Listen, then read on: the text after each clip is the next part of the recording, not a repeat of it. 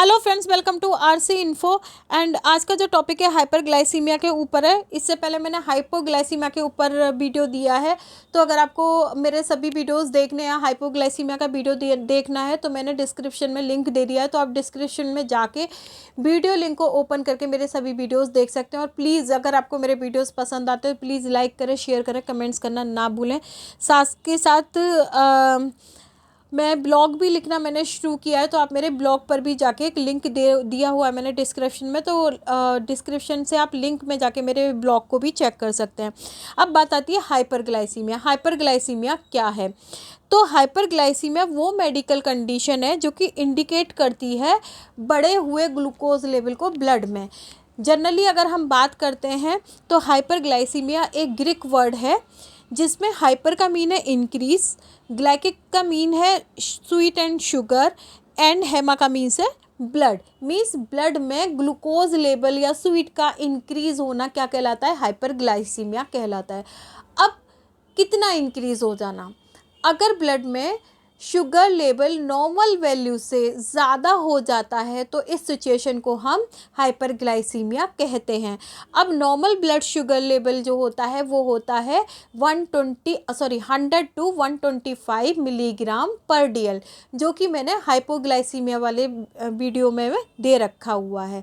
तो अगर ब्लड में ग्लूकोज लेवल 125 मिलीग्राम पर DL से ज़्यादा हो जाता है तो इसे हम क्या बोलते हैं कि भाई पेशेंट को हाइपरग्लाइसीमिया हो गया है या पेशेंट को डायबिटीज़ हो गई है। अब एक मैंने जानकारी के लिए एक बात बोली है कि अगर किसी पेशेंट का अगर हम ब्लड टेस्ट कराते हैं, मीन शुगर टेस्ट कराते हैं, शुगर के लिए हम 2 बार ब्लड लेते हैं। एक फास्टिंग मतलब खाना खाने से पहले वाला ब्लड, और फिर हम बोलते हैं पेशेंट को कि भाई तुम खाना खा लो, फिर 2 घंटे बाद हम आपका फिर से ब्लड लेंगे पीपी के लिए। फास्टिंग हो गया, बिना खाना खाए जो हम टेस्ट लेते हैं मतलब ब्लड लेते हैं पेशेंट का, वो ब्लड से जो हम टेस्ट करेंगे वो फास्टिंग टेस्ट हो गया। अगर उस फास्टिंग टेस्ट की वैल्यू 125 मिलीग्राम पर DL से ऊपर आती है तो ये इंडिकेट करता है कि हाँ पेशेंट जो है डायबिटीज़, पेशेंट को डायबिटीज़ है। इसके अलावा अगर एक तो फास्टिंग की वैल्यू 125 मिलीग्राम पर DL से ऊपर जाए, और अगर हम पीपी लेते हैं मीन्स पोस्ट पैरेंटल टेस्ट कराते हैं 2 घंटे बाद, खाने के 2 घंटे बाद, उसकी वैल्यू 180 मिलीग्राम पर DL से ऊपर जाती है, तो ये पूरी तरीके से सुनिश्चित करता है कि पेशेंट को डायबिटीज़ हो चुकी है। यहाँ पर मैंने कुछ डायग्राम दिए हुए हैं। अगर किसी पेशेंट का ब्लड टेस्ट में जो शुगर लेवल है 7 to 100 मिलीग्राम पर DL आता है, that indicate the patient is a normal condition, patient do not have a diabetes।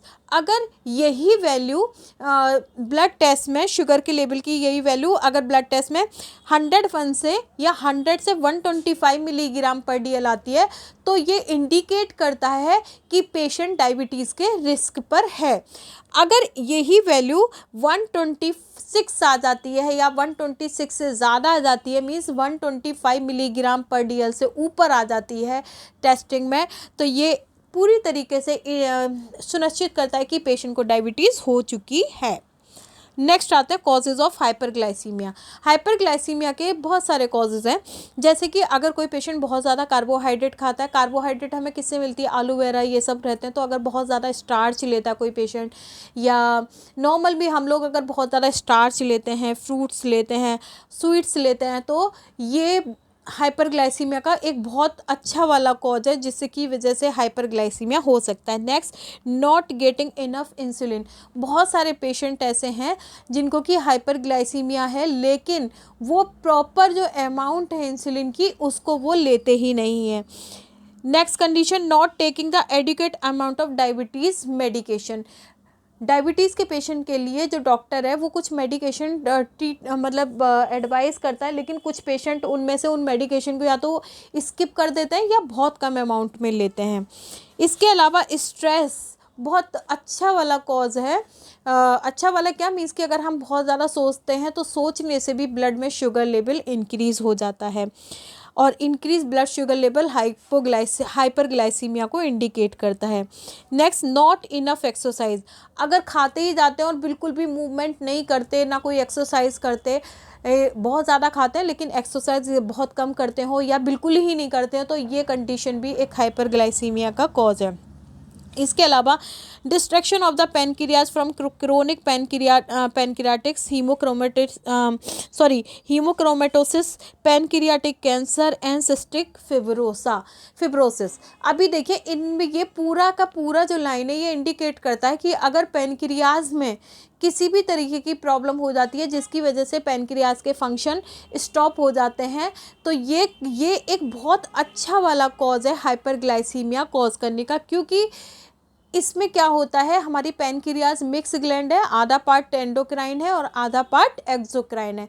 सभी लोग जानते हैं कि एक्सोक्राइन पार्ट से हमेशा एंजाइम सिक्रीट होते हैं और एंडोक्राइन पार्ट जो होता है वो हार्मोन्स को सिक्रीट करता है।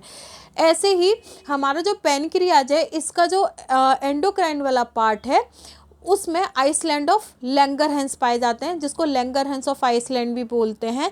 तो ये जो आइसलैंड ऑफ लैंगरहैंस है इसका वर्क ये होता है कि ये शुगर लेवल को रेगुलेट करता है। तो अगर पेनक्रियाज में कहीं पर भी प्रॉब्लम होगी तो ये जो रेगुलेशन है, जो शुगर लेवल को जो रेगुलेट करता है, इस पोर्शन पे भी इफ़ेक्ट पड़ेगा, ठीक है, जिसकी वजह से बहुत ज़्यादा मोस्ट प्रोबेबली पेशेंट हाइपरग्लाइसीमिया में चले जाते हैं। इसके अलावा एंडोक्राइन डिसऑर्डर है that causes peripheral insulin resistance like Cushing syndrome, acromegaly, phaeochromocytoma. तो ये एंडोक्राइन डिसऑर्डर है जिसकी वजह से जो इंसुलिन है वो रेजिस्टेंस कर जाता है और कुछ सिचुएशन में कुशिंग सिंड्रोम, एक्रोमेगैली और फिनोक्रोमोसाइटोमा भी हो जाता है। यूज़ ऑफ मेडिकेशन, अगर बहुत ज़्यादा मात्रा में हम लोग मीन्स क्या, पेशेंट ग्लूकोकॉर्टिकॉइड या अदर बिना पेशेंट के भी कोई बहुत ज़्यादा मात्रा में ग्लूकोकॉर्टिकॉइड्स या फिनाइटोइन और एस्ट्रोजेंस यूज़ करता है तो ये भी हाइपरग्लाइसीमिया का कॉज है। नेक्स्ट है gestational diabetes mostly occurs in 4% of all pregnancy and primarily due to the decreased insulin sensitivity। अगर हम GI डायबिटीज़ की बात करते हैं तो ये 4% प्रेगनेंसी वाली महिलाओं में हो जाती है। इसके अलावा ये प्राइमरली इंसुलिन की जो सेंसिटिविटी है उसकी कम होने की वजह से मोस्टली होता है। Weight more than 120% of the desired body weight. अब देखिए अगर हमारा बॉडी वेट हमारे जो बोन स्ट्रक्चर है उससे ज़्यादा रहता है तो भी हाइपरग्लाइसीमिया में पेशेंट को जाने के चांसेस हैं, या जो भी नॉर्मल पर्सन है उसके फैमिली हिस्ट्री। क्योंकि मोस्ट प्रोबेबली देखा गया है कि अगर किसी भी फैमिली में नाना ताई ताऊ किसी को भी अगर पहले डायबिटीज़ हुई है तो बहुत ज़्यादा चांसेस हो जाते हैं कि आने वाली पीढ़ी में भी डायबिटीज़ हो जाए। Native Americans, Hispanics, Asian Americans, Pacific Islander और अफ्रीकन अमेरिकन्स, ये सारे के सारे क्या है, पूर्वज हैं। अगर किसी की भी फैमिली इन पूर्वजों से बिलोंग करती है तो भी हाइपरग्लाइसीमिया होने के चांसेस होते हैं। इसके अलावा presence of hyperlipidaemia and hypertension, अगर कोई भी पेशेंट को बहुत ब्लड बोल सकते हैं कि बीपी बढ़ा हुआ होता है या लिपिड की मात्रा है ब्लड में ज़्यादा है तो भी हाइपरग्लाइसीमिया में वो पेशेंट जाएगा। कोई भी गैस्ट्रेशनल डायबिटीज़ की हिस्ट्री है तो भी उस पेशेंट के हाइपरग्लाइसीमिया में जाने के चांसेस बढ़ते हैं और हो भी जाता है। Presence of polycystic ovarian syndrome, ये भी एक कॉज है पॉलीसिस्टिक ओवेरियन सिंड्रोम हाइपरग्लाइसीमिया का। साथ में बहुत ज़्यादा वेट ओबेसिटी हो जाती है या एक्टिविटी कोई पर्सन बहुत कम करता है और एज बढ़ती जाती है, ठीक है। तो ये सारी सिचुएशन जो है हाइपरग्लाइसीमिया के कॉजेज़ की हैं।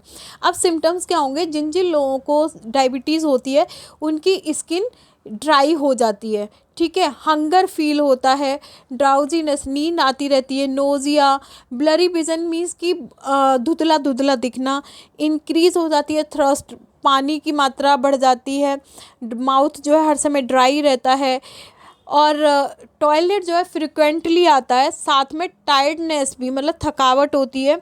इसके अलावा यूनी इंटेंशनल वेट लॉस, मतलब अचानक से ही वेट लॉस होना शुरू हो जाता है। Recurrent infection such as thrush, bladder infection and skin infection, ये सारी चीज़ें भी मतलब तरह तरह के इन्फेक्शन हो जाएंगे, कोई bladder infection, skin infection and other infection. साथ के साथ 3PS, पॉलीयूरिया, पॉलीडिप्सिया एंड पॉलीफैगिया वाले सिम्टम्स भी पेशेंट को दिखाई देते हैं। ये सारी जो तीनों चीज़ें हैं ये मैं अलग से आपको बता दूंगी। अब आते हैं, ये मैंने एक पिक्चर दी है सिम्टम्स की एंड कॉम्प्लिकेशन की, जिसमें डायबिटीज़ के सिम्टम्स क्या है, excessive urine infection, thirst fatigue, hunger and vision change या blurry change, vision blurry change हो जाएगा। इसके अलावा कॉम्प्लिकेशन में आते तो कोरोनरी हार्ट डिजीज़ है, नेफ्रोपैथी मीन्स किडनी से रिलेटेड डिजीज़ कॉम्प्लिकेशन हो सकते हैं डायबिटीज़ वाले पेशेंट को, हार्ट से रिलेटेड कॉम्प्लिकेशन हो सकते हैं, ब्रेन से रिलेटेड कॉम्प्लिकेशन हो सकते हैं मीन्स न्यूरोपैथी, स्ट्रोक्स आ सकते हैं, रेटिनोपैथी आँख से रिलेटेड प्रॉब्लम हो सकती है, और पेरिफेरल वास्कुलर मतलब ब्लड सप्लाई में भी प्रॉब्लम हो सकती है। तो ये सारे कॉम्प्लिकेशन हैं आपके, मीन्स कि ये इतना जो पार्ट है ये कॉम्प्लिकेशन का आता है, और ये सारे सिम्टम्स हैं, ये इतने सारे सिम्टम्स हैं। तो आई थिंक कि आराम से ये सिम्टम्स और कॉम्प्लिकेशन कवर हो गए होंगे। ये सारी पिक्चरें मैंने गूगल से ली हुई हैं। इसके अलावा ये भी हमारे पूरे के पूरे वो चीज़ दिखाई गई है कि जो डायबिटीज़ है कहाँ कहाँ असर डालती है। जैसे अगर ब्रेन पे असर डालती है, ब्रेन में नर्व्स पे डालेगी ये, जिसे डायबिटिक नेफ्रोपैथी बोलते हैं। हार्ट में डायबिटिक कार्डियोमायोपैथी बोलते हैं, अगर हार्ट में डायबिटीज़ से रिलेटेड कोई प्रॉब्लम होती है। ये डायबिटिक फुट होता है जो कि एक बार हो जाता है तो ठीक होने का नाम नहीं लेता है। सर्कुलेटरी सिस्टम में डायबिटीज़ की वजह से मैनी टाइम्स ब्लड फ्लो जो होता है कम हो जाता है। अब टीथ की बात करते हैं तो पेरिडोंटल डिजीज़ हो जाती है डायबिटीज़ की वजह से। किडनी की बात करते हैं तो डायबिटिक नेफ्रोपैथी हो जाता है। आँख की बात करते हैं तो रेटिनोपैथी ग्लूकोमा मीन्स कि वो क्या बोलते हैं उसको, जिसमें कि बहुत सफ़ेद सफ़ेद सी जो जाली आ जाती है, मोतियाबिंद, ठीक है। तो ये सारी प्रॉब्लम्स जो हैं डायबिटीज़ की वजह से पेशेंट को होती हैं। अब बात आ जाती है मैनेजमेंट ऑफ हाइपरग्लाइसीमिया। हाइपरग्लाइसीमिया का मैनेजमेंट क्या है, ऑलवेज टेक योर मेडिसिन, मतलब योर मीन्स जो भी पेशेंट है उसको टाइम पे जो भी हेल्थ केयर टीम ने उसको मेडिकेशन प्रोवाइड किया उसके अकॉर्डिंग अपनी मेडिसिन लेनी चाहिए। एवरी डे ईट 3 बैलेंस मील्स, उस पेशेंट को एवरी डे अपना जो खाना है वो टाइम पे लेना है, और कम से कम अपने खाने में कुछ बैलेंस मील ज़रूर ले। जैसे कि प्रोटीन की मात्रा लिमिट में ले, कार्बोहाइड्रेट की मात्रा लिमिट में ले, फैट की मात्रा लिमिट में ले, पल्स जो होते हैं, प्लस इवनिंग स्नैक। मतलब क्या होता है कि ऐसा नहीं है, डायबिटीज़ वाले पेशेंट को बोला जाता है कि हर 3 घंटे बाद या 4 घंटे बाद के स्पीच तोड़ पे आप थोड़ा थोड़ा खाते रहो। जैसे आपने सुबह लंच किया, किसी भी पेशेंट ने ब्रेकफास्ट किया, फिर लंच, फिर आपका वो रात को डिनर करेगा, उससे पहले उसके पास से 4 से 5 बजे वाला टाइम आता है जो स्नैक्स टाइम होता है, तो उसमें उसको थोड़े बहुत स्नैक्स ज़रूर लेने चाहिए। इसके अलावा have your renal dietitian teach you exactly how many carbohydrate serving you can eat in 1 day and how to balance your meals. जो डाइटिशियन होती है वो ये बताती है एग्जैक्टली आपको कि कितना कार्बोहाइड्रेट आपको अपने मिल्क में अपने एक दिन के खाने में लेना है, कितना प्रोटीन लेना है, या कोई अदर फूड भी आपको या किसी भी पेशेंट को कितने अमाउंट में लेना है। तो डाइटिशियन की, अगर किसी को डायबिटीज़ हो जाती है तो डाइटिशियन की हेल्प लेना काफ़ी हेल्पफुल होता है। Eat more high fibre and low sugar food. बहुत ज़्यादा जिनको भी डायबिटीज़ हो उनको बहुत ज़्यादा मात्रा में हाई फाइबर और लो शुगर वाले खाने को प्रेफर करना चाहिए। Keep track of your blood sugar and when it is high. हमेशा अपने ब्लड शुगर लेवल को या फिर पेशेंट के ब्लड शुगर लेवल को चेक करें अगर वो हाई जा रहा है, और शेयर दिस इंफॉर्मेशन। अगर ऐसी सिचुएशन है कि जिसमें कि ब्लड शुगर लेवल बहुत ज़्यादा हाई जा रहा है, कंटिन्यू लगातार हाई जा रहा है, तो ऐसी सिचुएशन में जो भी डॉक्टर है उस पेशेंट का या आपका, तो आपको उसकी सलाह उसको इन्फॉर्म भी करना चाहिए, और वो जो भी एडवाइस करे डॉक्टर उसको कंटिन्यू करना चाहिए, उसको फॉलो करना चाहिए। इसके अलावा check your blood sugar at least daily. और जो भी लोग डायबिटीज़ के शिकार हैं, मीन्स की जिनको भी डायबिटीज़ हो रखी है या थोड़ा बॉर्डर लाइन पे, उन लोगों को एटलीस्ट थोड़ी थोड़ी देर बाद नहीं तो कम से कम 4 घंटे बाद, 5 घंटे बाद दिन में 2 से 3 बार अपने शुगर ज़रूर चेक करना चाहिए।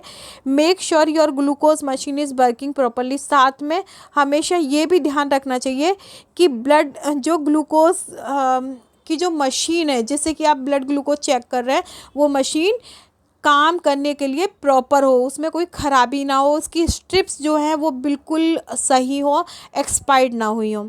साथ के साथ talk to your doctor means आप अपने डॉक्टर्स को भी बता सकते हैं, बात कर सकते हैं जिसमें आप ये पूछ सकते हैं कि आपको अपनी सेहत से रिलेटेड कौन कौन सी चीज़ें सही होंगी, और डाइटिशियन से भी इसके बारे में बात कर सकते हैं। साथ के साथ आपको एप्रोप्रिएट एक्सरसाइज और कौन सी एक्सरसाइज करनी है इसके लिए आप अपने डॉक्टर को बात करके उन एक्सरसाइज को स्टार्ट कर देना होना होता है। अब यहाँ पर मैंने बताया कि जो हमारी डायबिटीज़ है वो कहाँ कहाँ इफ़ेक्ट डालती है। तो यहाँ पर आप देख रखे हैं बहुत ही बड़े बड़े अक्षरों में जीआई ट्रैक्ट पे इफ़ेक्ट डालती है, लीवर पर इफ़ेक्ट डालती है, पैनक्रियाज पर ऑल्सो इफ़ेक्ट डालती है, यहाँ फैट पे भी बढ़ जाता है, मसल्स पर इफ़ेक्ट डालती है। तो ये सारी जो हमारी डायबिटीज़ है ये in specially GI tract, liver, pancreas और बाद में मसल्स, इन जो मेन जो ऑर्गन है इन पे तो इफ़ेक्ट डालती है डायबिटीज़। ठीक है, तो ये था आज का वीडियो। अगर अच्छा लगे तो please like, subscribe and share करना और कमेंट्स करना ना भूलें। Thank you.